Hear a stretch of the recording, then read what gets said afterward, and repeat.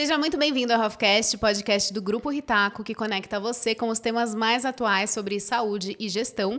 E o tema de hoje é Novembro Azul e Saúde do Homem.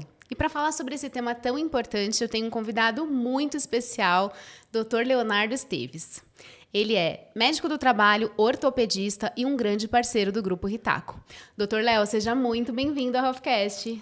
Muito obrigado, Rafa, pelo convite. É um prazer estar com vocês aqui novamente. Muito bom. Pessoal, o Dr. Léo foi o primeiro Healthcast que nós fizemos antes do projeto existir e a gente tem um estúdio lindo desse. O Dr. Léo participou, acho que a gente fez da dengue, não foi, Dr. Léo? A gente fez um primeiro de saúde ocular. É verdade. Foi o primeirão. Que foi lá em cima. Que foi lá em cima. Depois a gente fez o da dengue, que já foi lá embaixo na recepção da Ritaco. É verdade. A gente gravava de sexta-feira, porque não tinha ninguém, o pessoal estava todo mundo de home office, e a gente fazia lá no Café Ritaco. Mas já era muito legal. É isso aí, parabéns aí, poxa, sempre melhorando, né? Tudo que vocês colocam a mão com muito carinho, com muita vontade, né? Então, não podia ser diferente, né? Melhorando cada dia. Parabéns. Primeiro a gente começa e depois a gente melhora, né? Com certeza. Então, vamos lá. Dr. Léo, vou começar com uma pergunta que eu faço para todos os meus convidados. Então, eu queria saber por quê, o que te fez escolher o caminho da medicina? Né? Como foi esse chamado? Tem um pouco de escolha, né, na medicina e um pouco da medicina de escolher também. Eu acho que as duas coisas acontecem nesse processo, né?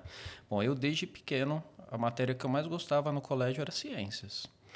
E eu tive uma professora de ciências que era muito interessante. Então, ela estimulava e eu gostava, né? Então, ali foi a sementinha que foi plantada. Na biologia, estudando biologia, coisas sobre vida, né? É o que a gente estuda na matéria de ciências. E aí eu resolvi fazer biomedicina. Né? Eu queria algo na área da saúde, já fiz biomedicina. Depois você fez primeiro biomedicina? Primeiro biomedicina. Aí eu me formei em biomedicina, fiz uma especialização dentro da biomedicina, que é citologia. Né? Trabalhei um tempo na biomedicina e eu adorava coletar. Que era um momento que eu tinha interação com os pacientes, né? E eu comecei a ficar meio incomodado de ficar só no laboratório analisando as coisas, né? Era legal, era uma rotina bacana, mas faltava algo. E aí eu decidi, falei, não, meu caminho é fazer medicina. Estudei, ralei, fui para cima e me formei médico. Ainda depois da medicina, eu decidi fazer ortopedia, né? Depois da ortopedia, me subespecializei em ombro e cotovelo. Fiz meu mestrado também, e é um caminho aí que vai indo, né? Então, é muito legal, sou muito feliz com o que eu faço. É muito bom, e a gente vê isso, né? O Dr. Léo, o Dr. Patrick, eles são da Delta Med, né? Que é uma empresa muito parceira aqui do Grupo Ritaco.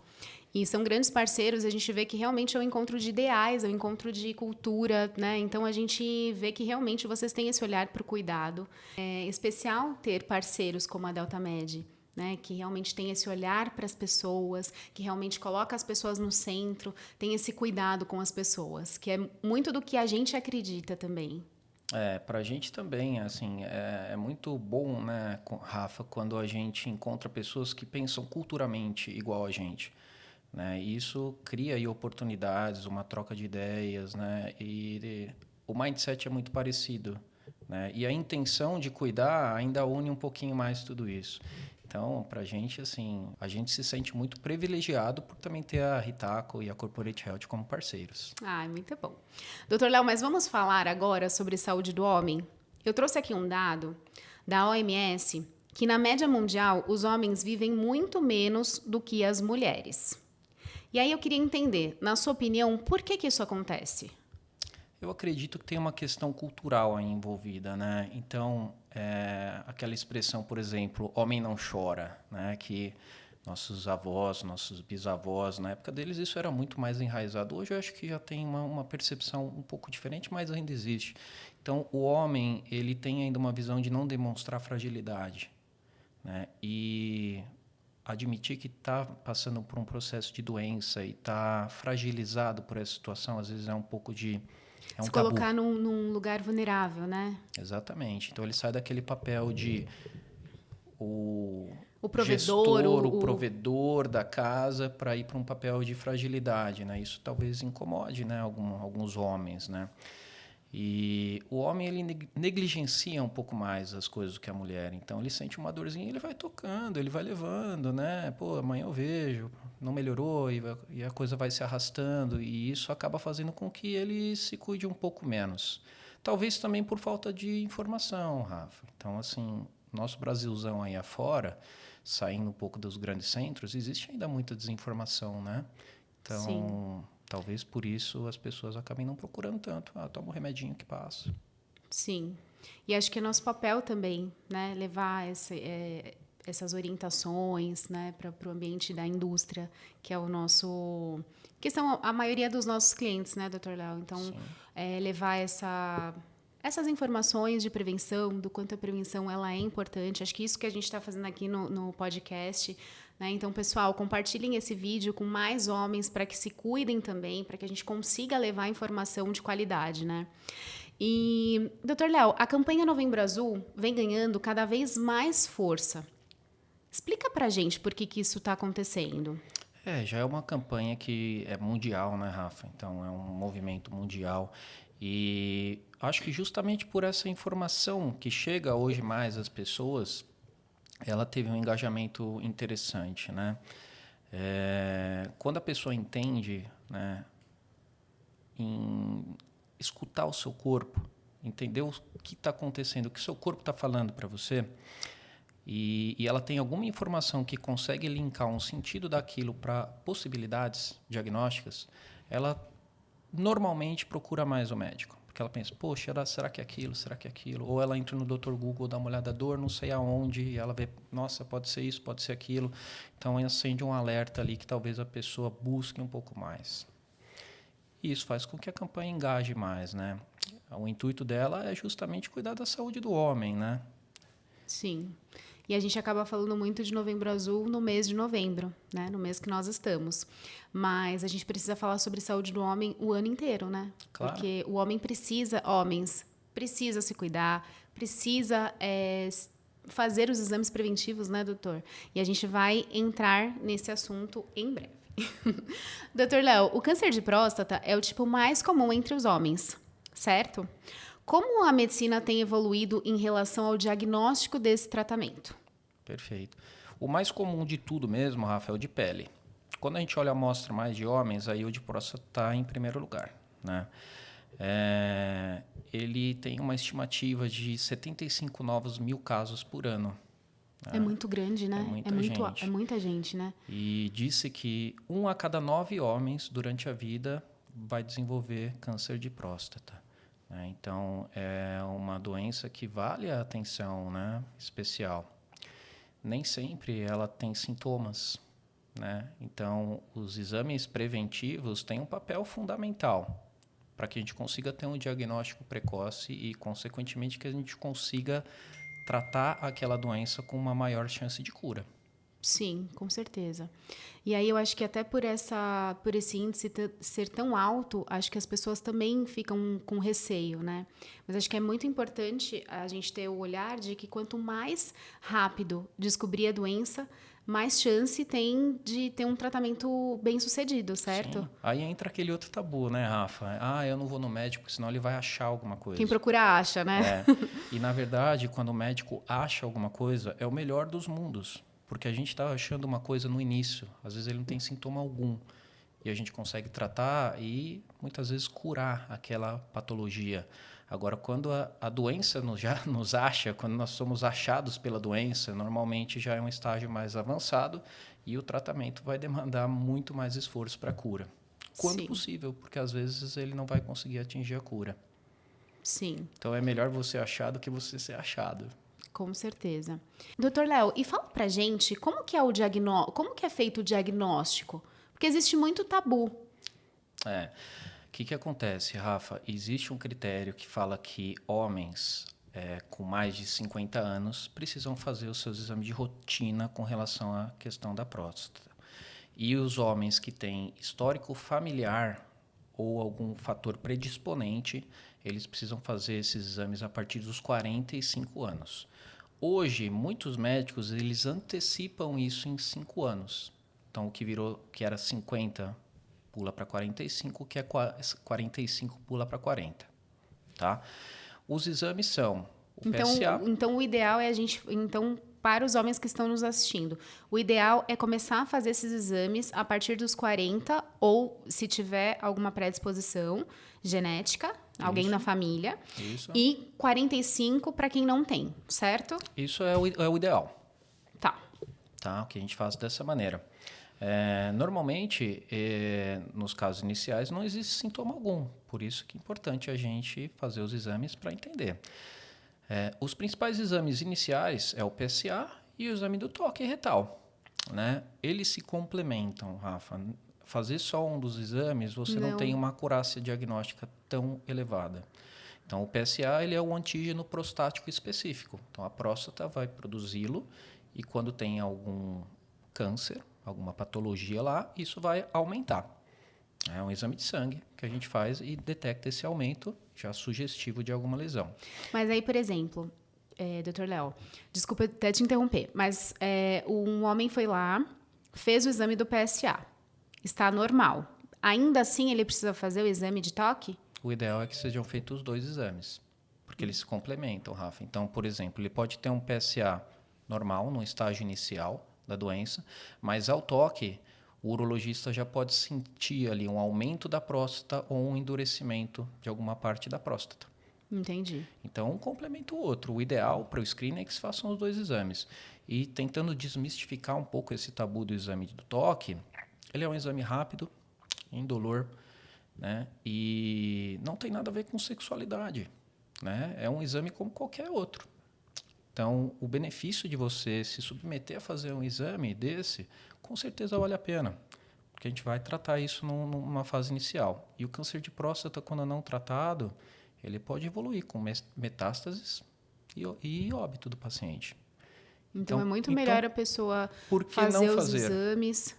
Né? Por que não fazer? Obviamente, alguns homens vão ter um desconforto normal, mas o custo-benefício de se fazer o exame, eu acho que compensa, né, Rafa? Sim. Poxa, né? Hoje, como a gente está, na medicina como ela está, eu acho que a gente tem que passar um pouco por cima desses tabus e entender preconceito, né, Dr. Léo? A gente tem que entender que, poxa, a nossa saúde está em primeiro lugar. Entender Nós, mulheres, daquilo. a gente também faz uma série de exames desconfortáveis, que não são legais. Pois é. Desde, né, de novas, mas é fazer o que precisa ser feito. Com certeza. Né? E colocar a nossa saúde em primeiro lugar, né? E não tem nada a ver com sexualidade ou não, é um exame como outro qualquer. Perfeito, Dr. Léo. E quais são os principais sinais de alerta que os homens devem ficar atentos no dia a dia? Embora seja sintomática, alguns homens ainda têm sintomas, né, Dr. Léo? Sim. Acho que os principais sintomas, Rafa, são a diminuição do jato de urina. Então, quando o homem vai urinar, ele fica com um jato, com fluxo urinário menor. Ele pode ter uma sensação de que sobrou urina, que ele não conseguiu esvaziar completamente a bexiga. Isso faz com que ele aumente o número de micções durante o dia. Micções à noite também é um sinal. Presença de sangue na urina ou no sêmen. E dor testicular, dor lombar, dor ali em região renal, isso pode estar associado também.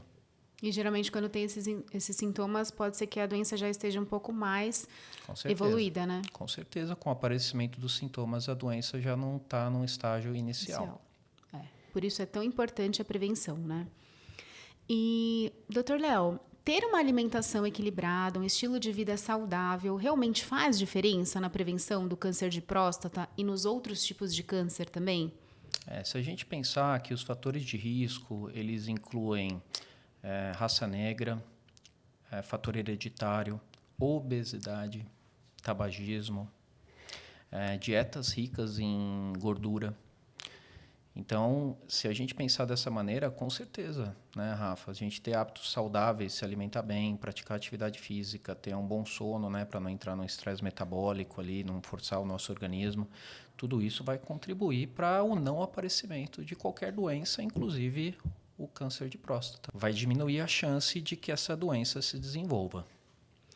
Perfeito. Então, super importante que, além dos exames preventivos, os homens também façam né, tenham uma boa qualidade de vida, né? Doutor Léo, e o tratamento do câncer de próstata, ele causa infertilidade ou isso é um mito? Ele pode causar, Rafa. Então, assim, dentro do diagnóstico, né, depois que a gente faz os exames de toque e o exame do PSA alterados, o próximo passo é se fazer uma biópsia. Né? Então, se retiram fragmentos da próstata para estudo no microscópio para entender que tipo celular existe naquela amostra. Né? Que nome, de qual câncer é aquele que está lá. Né? Dependendo desse nome, desse tipo de câncer, tem uma série de opções. Pode ser feito uma radioterapia, pode ser feito um procedimento que é a prostatectomia parcial, tira uma parte da próstata, ou pode ser uma prostatectomia total. Dentro desse tratamento cirúrgico, pode vir a acontecer uma infertilidade, né? E uma impotência também sexual. Quanto maior e mais avançada, a chance é maior. Então, por isso, mais uma vez, a importância de a gente conseguir diagnosticar sempre precocemente. O Aí os tratamento vai ser prejuízos são menos muito invasivo. menores também, né? Com certeza. E quando existe metástase, né? Quando esse câncer ele se espalha para o nosso organismo, aí entra tratamento com quimioterapia, né? Que também é uma questão aí que acaba debilitando muito aí os pacientes.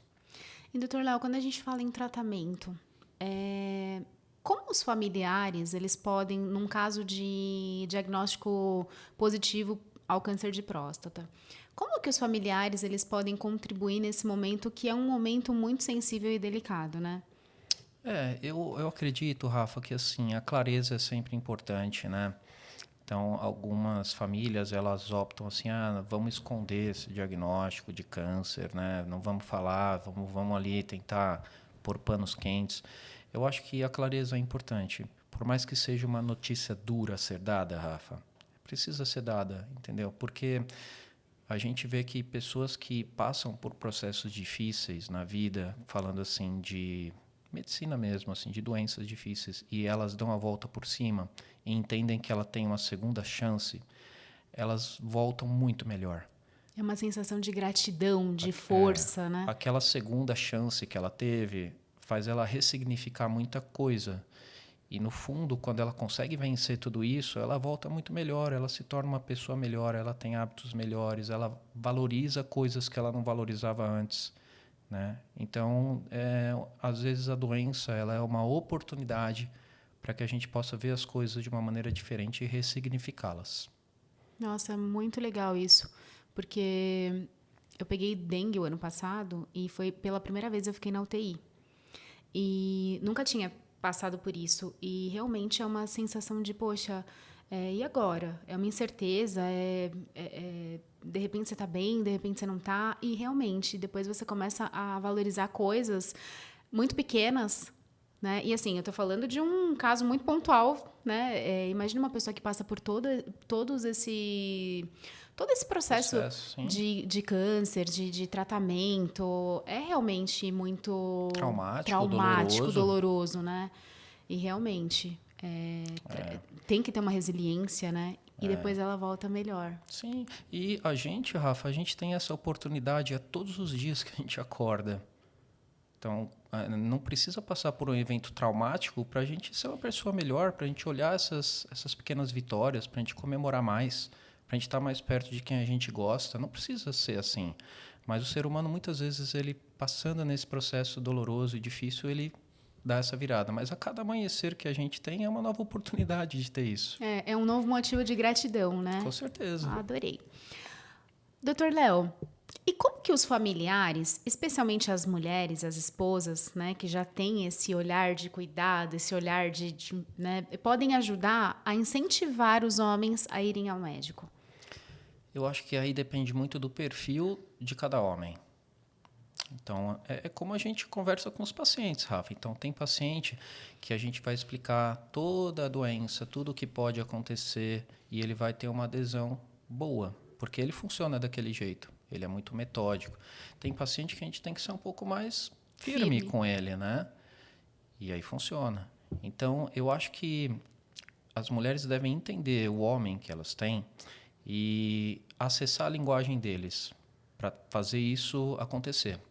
Então, se é um homem que ele é mais movido assim ao medo, mostrar para ele, poxa, se você não fizer o seu tratamento, se você tiver isso, você vai ficar impotente, você pode morrer, você pode ter uma metástase, você vai ter dor, né? Se é um homem que está acompanhando aquela mulher que ele é mais metódico, então explicar, poxa, você já ouviu falar disso daí? Você já viu como é que é? Poxa, eu vi lá que fulano teve, e aí aconteceu isso, teve que fazer biópsia, teve que fazer aquilo outro, ele ficou assim, ficou assado, vamos se cuidar.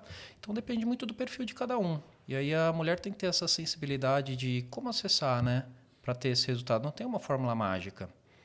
Mas eu acho que sempre é uma conversa, né? É uma conversa clara. Tem que ter uma conversa clara e acessar a pessoa da melhor maneira possível. A gente, na medicina, faz isso com os pacientes. Então, se eu abordo você, por exemplo, de uma maneira e abordo outra pessoa da mesma maneira, nem sempre eu vou ter o mesmo resultado. Porque o seu modo de entender é diferente do outro. Sim. Então, mas eu acho que é baseado na clareza, Rafa. Clareza e conversa franca. Aproximação, entendeu? Mostrar que existe ali uma preocupação, um carinho, um amor envolvido, que é tudo com uma boa intenção. Acho que esse é o melhor caminho sempre. Com certeza. E, doutor Léo, o nosso bate-papo está chegando ao fim e eu gostaria que você deixasse aqui uma mensagem para esses homens que não gostam de fazer os seus exames preventivos, que não gostam de ir ao médico. O que você falaria para eles? Olha, eu falaria para vocês o seguinte, eu também não gosto, tá? Mas eu vejo a importância nisso, por isso eu faço. Então, às vezes, na vida a gente precisa fazer determinadas coisas que a gente não gosta, mas são importantes, faz parte. A gente não consegue fazer só o que a gente gosta. E cuidar da nossa saúde, com certeza, a nossa saúde é a nossa maior riqueza, né? Sem saúde, as coisas ficam muito difíceis. E, em especial aos homens, que muitas vezes são os responsáveis aí por manter a casa, né? Por ter essa responsabilidade, né? De cuidar da família, financeiramente e, às vezes, muito além disso, né? Cuidem-se, escutem, entendam o seu corpo, escutem o que o seu corpo está falando para vocês e quebrem esses tabus. Isso só vai ter malefício. Se exponham nessa fraqueza, né? Se você está passando por um problema, perceber alguma coisa, se exponha, porque a resolução do problema sempre está dentro do problema. Não tente fugir do problema, né? E a prevenção sempre é o melhor caminho na medicina, sem dúvida. Doutor Léo, muito obrigada. Muito obrigada a você que nos assistiu até aqui. Já envie esse podcast para todos os homens que você conhece. E lembre-se, a prevenção é sempre o melhor caminho. Até o próximo HealthCast.